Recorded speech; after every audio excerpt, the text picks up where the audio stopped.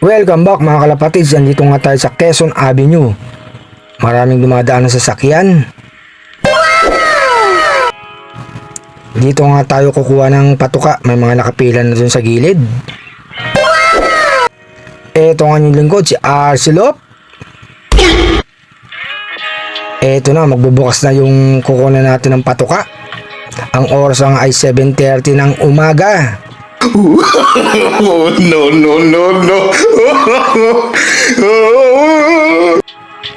May mga nakapila na rito mga kalapatids, may mga dalang itlog. Magpapapisa sila.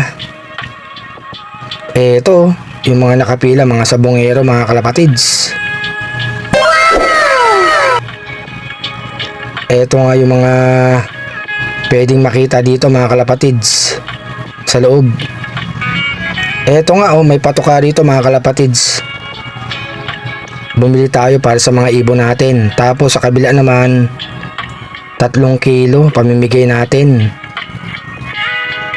Eto mga kalapatids, iba't ibang patuka, may mga gamit pa dito sa loob na kailangan ng mga ibon o manok mga kalapatids. Eto yung patuka natin Si Sir nandyan Kukuha pa ng patuka natin yung mga kalapatids. Kulang pa ng 1 kilo.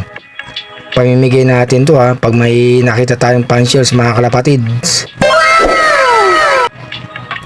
Umaga pa lang, mahaba na nga ang pila dito. Eto mga kalapatids, meron tayong patuka para sa ibon natin, tapos 3 kilo pamimigay.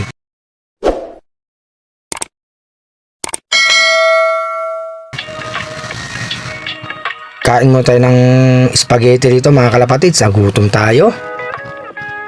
Ito ang lugar dito sa Tobias mga kalapatids.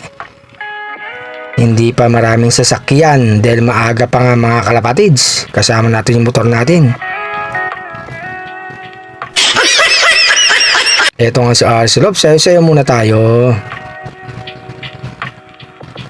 Kain tayong bibingka mga kalapatids. May kagat na. Eto mga kalapatids sarap ng bibingka. Kain na. Andito na nga tayo sa bahay mga kalapatids. Eto, hawak ko yung patuka. 3 kilo. Bawat 1 kilo nasa plastic na mga kalapatids. Pamimigay ko nga to pag may nakita tayong pansiers na pupuntahan natin mga kalapatids.